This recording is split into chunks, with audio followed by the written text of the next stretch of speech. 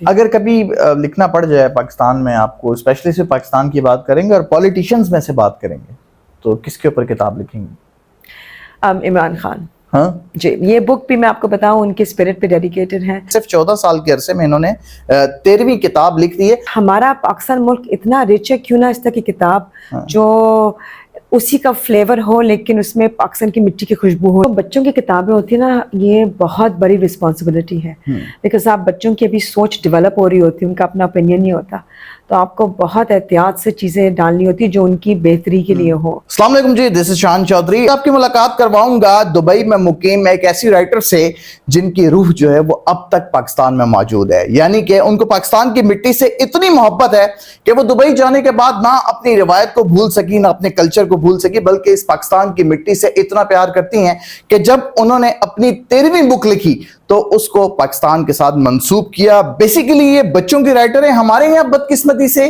لکھاری آج کل جو ہے وہ ایک دوسرے کی زندگی یا ایک دوسرے کی عزت اچھالنے کے لیے لکھ رہے ہیں، لیکن جو ثانیہ چغتائی ہیں جو دبئی میں مقیم ہے لیکن آج کل کراچی میں ہمارے ساتھ موجود ہیں، بچوں کے لیے انٹرسٹنگ کہانیاں لکھتی ہیں. اور نہ صرف یہ کہانیاں ہیں، نہ صرف بچے اس سے انٹرٹین ہوتے ہیں بلکہ ان کو بہت کچھ سیکھنے کا موقع بھی ملتا ہے. ریسنٹلی انہوں نے ابھی ایک کتاب لکھی ہے، the rise of the energy warriors اور انرجی وارئرز. جی، یہ ایک بک ہے جو آپ میرے ہاتھ میں دیکھ سکتے ہیں، بہترین کوالٹی ہے. اس بک کے حوالے سے اور ثانیہ چغتائی کے حوالے سے، ان کی ذاتی زندگی کے حوالے سے آج گفتگو کریں گے. ہمارے ساتھ بندے رہیے گا. السلام علیکم جی. وعلیکم السلام. ویسے تو آپ پاکستان سے کافی عرصہ پہلے چلی گئی تھی، لیکن ویلکم ٹو پاکستان اگین، کچھ عرصے کے لیے آئی ہیں. آپ اپنی کہانیوں میں کون سے ایسے ایلیمنٹس کا یوز کرتی ہیں جس سے نہ صرف بچے انٹرٹین ہوتے ہیں بلکہ ان کی جو سوچ ہے وہ بھی ایکسپینڈ ہوتی ہے؟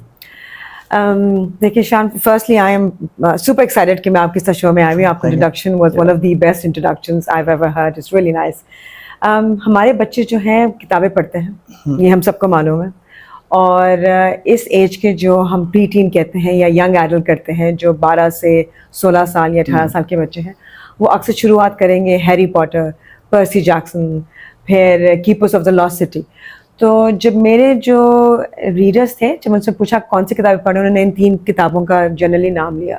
تو جب میں نے پڑھنی شروع کی، میں نے کہا ٹھیک ہے یہ کتابیں بہت اچھی ہیں، ان میں فکشن بھی ہے، بٹ ہمارا پاکستان ملک اتنا رچ ہے، کیوں نہ اس طرح کی کتاب جو اسی کا فلیور ہو لیکن اس میں پاکستان کی مٹی کی خوشبو ہو، جیسے آپ نے شروع میں انٹرو میں ذکر کیا. تو میں نے کہا میں یہ لکھنا شروع کرتی ہوں. اور جو میں آپ کو آنیسٹلی بتاؤں کہ جب میں لکھنا شروع کیا تو یہ کتاب لکھتے لکھتے مجھے ٹائم کا پتہ ہی نہیں چلا. اور یہ سیریز جو ہے وہ rise of the energy warriors ہے، لیکن اس کی پہلی کتاب جو ہے مارنی خان آن دی اینشنٹ سلک روٹ ہے. تو اس ٹائٹل میں ہی بہت کچھ پتہ چل جاتا ہے. ایک تو لفظ آ گیا اینشنٹ، دوسرا آ گیا سلک روٹ. تو آپ کو پتہ ہے کہ لڑکی ہو سکتا ہے کہ آج کل کے زمانے میں ہو لیکن اس کو کہیں پرانے دنیا میں جانا پڑتا ہے ایک سلک روٹ کے اوپر اپنی مسٹری سالو کرنے کے لیے. ایسا کہ اچھا پاکستان میں جو ایک ٹرینڈ چل چکا تھا، لوگوں نے پاکستان کے پولیٹیشین عمران خان صاحب، ان کے اوپر کتابیں لکھنا شروع کر دی تھی. انفیکٹ جو لکھاری نہیں ہیں انہوں نے بھی کتابیں لکھنا شروع کر دی تھی. تو یہ سوال میں نے اس لیے کیا ہے، ایک لکھاری ہونے کی حیثیت سے آپ ایک رائٹر ہیں، ایک رائٹر کے لیے لکھنا اور پھر اس رائٹر کا بچوں کے لیے لکھنا، کیا فرق ہے دونوں میں، لکھنا اور بچوں کے لیے لکھنا؟ دیکھیں میں داستان گو ہوں، تو کہانیاں جو ہیں جو الفاظوں سے اورلی سنائی جاتی ہیں اس کا مزہ الگ ہوتا ہے کہ آپ ہاتھ سے اپنا موو کرتے ہو، پھر آپ کے ایکسپریشنز آتے ہیں. تو لیکن جب آپ لکھنا شروع کرتے ہو تو وہ چلا جاتا ہے، تو آپ کو لفظوں کا استعمال کرنا بہت ضروری ہوتا ہے، اسپیشلی بچوں کے لیے. جو چھوٹے بچے ہوتے ہیں وہ تصویروں سے خوش ہو جاتے ہیں، لیکن اس ایج کے جو ہوتے ہیں ان کے لیے ایموشنز جو ہیں ڈسکرائب کرنا بہت ضروری ہوتا ہے. مثلا اگر ہم لوگ بیٹھے ہوئے ہیں، یہاں پہ آئی ہوں میں، انٹرویو کے لیے نروس ہوں یا کانفیڈنٹ ہوں یا میں خوش ہوں، مزہ ہوں، اس کو کس طرح ڈسکرائب کرنا ہے. پھر اگر جیسے اس کتاب میں مارنی خان کو شرار مل جاتا ہے، دیو مل جاتا ہے، جن ملتا ہے، کھپاسا مل جاتا ہے جو گلگت بلتستان کے ہیں، تو اس کے دیکھ کے اس کو کیا ایموشن ہوتے ہیں، وہ اس خوف سے کیسے نکلتی ہے. تو یہ بہت ضروری ہے. ہمارے بچوں کے لیے کہانیاں جس طرح ہم لوگ سانس لیتے ہیں اس طرح ضروری ہے. آپ دیکھیں نا کہ ہمارا جو قرآن ہے وہ تو نازل تو ہوا تو اورلی، لیکن ہم پڑھتے کس طرح ہیں، لکھ کے پڑھتے ہیں. تو یہ بہت ضروری ہے. اچھا آپ کی جو کتاب ہے، جو 13ویں آپ کی کتاب ہے شاید، ٹھیک ہے، تو آپ کو لکھتے ہوئے کتنے سال ہو گئے؟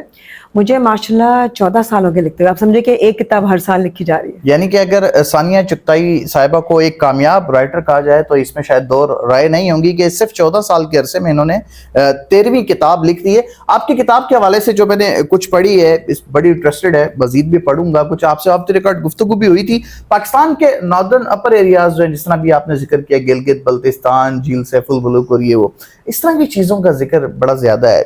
नेचर से प्यार करती हैं, नेचुरल चीज़ों से प्यार करती हैं, सरसब्ज शादाब पहाड़, ये आपको पसंद है, झीलें, आबशार, इसके पीछे वजह क्या है?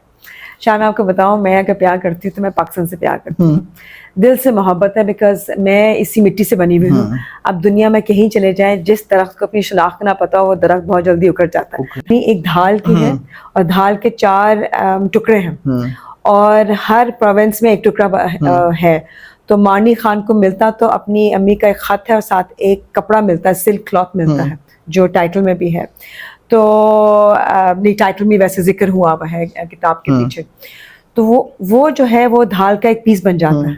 अब धाल के 4 पीस है जैसे आपको बताया. तो बाकी 3 पीस कहाँ पे होंगे? आप पंजाब आ जाए, दूसरी किताब पंजाब में, तीसरी किताब सिंध में, चौथी किताब बलोचिस्तान. ये बताइए कि हर एक लिखारी की जो है अपनी एक शख्सियत होती है, अपना एक अंदाज होता है, अपनी एक सोच होती है.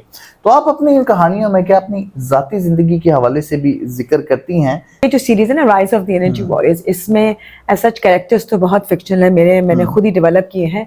लेकिन जो जगह है जैसे सैफुल मुलूक, फिर उसके बाद याक पोलो, आपका शानदुर फेस्टिवल हो गया, फिर हुंजा के सेक्रेड रॉक्स, तो कुछ जगह तो मैंने विजिट की हुई हैं. तो वो मेरे एक लाइफ के एक्सपीरियंसेस डेफिनेटली इसके अंदर आते हैं. इस कहानी में किसी किरदार से हकीकी ज़िंदगी में मिलने का मौका मिले तो उसके साथ क्या बात करेंगी? कहाँ एक दिन के लिए जाना पड़े तो कौन सी जगह का जो है वो आप इंतखाब करेंगी? बहुत इंटरेस्टिंग क्वेश्चन है. मुझसे कभी किसी ने पूछा नहीं, बिकॉज हैं तो फिक्शनल कैरेक्टर्स, लेकिन वो इतने रियल हो जाते हैं कि बंदा समझता है कि हमारे साथ जैसे मानी खान बैठी हुई है. मैं बताऊँ, मानी खान जो है वो जो देर फॉरेस्ट है हमारा KPK में, उधर बड़ी हुई अपने नाना के साथ. तो उसके नाना के जो है ना, क्योंकि उसकी कहानी बहुत बेसिक लेवल पे टच होती है, और मुझे लगता है कि इसके नाना की बहुत सी कहानियाँ, बिकॉज इसमें परी भी आती है. मुझे समझ नहीं आती कि इसके नाना परी हैं या इंसान है या कोई मिक्स की कोई चीज़ें. देखने में तो इंसान लगते हैं.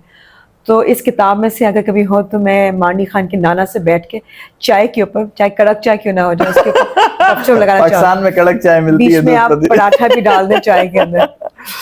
मैं आपको बताऊं कि मेरी किताबें न्यूयॉर्क और लंदन के साथ भी बहुत बिकती हैं.